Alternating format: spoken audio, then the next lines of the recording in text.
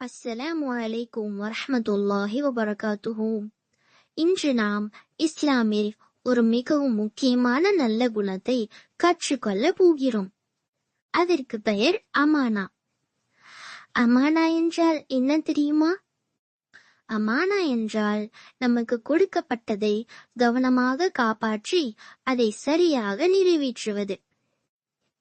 யாராவது உங்களிடம் அவர்களுடைய பொருட்களை, புத்தகம், பேனா அல்லது ரகசியம் போன்றதை ஒப்படைத்தால் அதை நீங்கள் கவனமாக காப்பாற்ற வேண்டும்.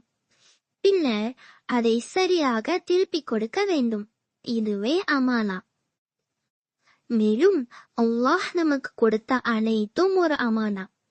உதாரணமாக நமது கண்கள், காதுகள், மூக்கு மற்றும் முழு உடலும், இவற்றை நன்றாக பயன்படுத்த வேண்டும். தவறாக பயன்படுத்தக்கூடாது. அல்லாஹ் கூறுகிறான், إن الله يأمركم أن تؤدوا الأمانات إلى أهلها وإذا حكمتم بين الناس أن تحكموا بالعدل. நம்பிக்கையாளர்களே, உங்களிடம் நம்பி ஒப்படைக்கப்பட்ட அமானித பொருட்களை அதன் உரிமையாளர்களிடம் நீங்கள் ஒப்படைத்து விடுங்கள். அல்லாஹ் நமக்கு சொல்வது என்னவென்றால், நமக்கு கொடுக்கப்பட்டதை சரியாக திருப்பிக் கொடுக்க வேண்டும். எல்லா விஷயங்களிலும் நம்பிக்கைக்குரியவர்களாக இருக்க வேண்டும்.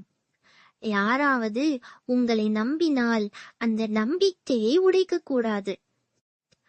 அமானா என்ன என்பதை சில எளிய உதாரணங்களால் புரிந்து கொள்வோம். அம்மா உங்களை சிறிய தம்பி அல்லது தங்கையை கவனிக்கச் சொன்னால் அது அமானா.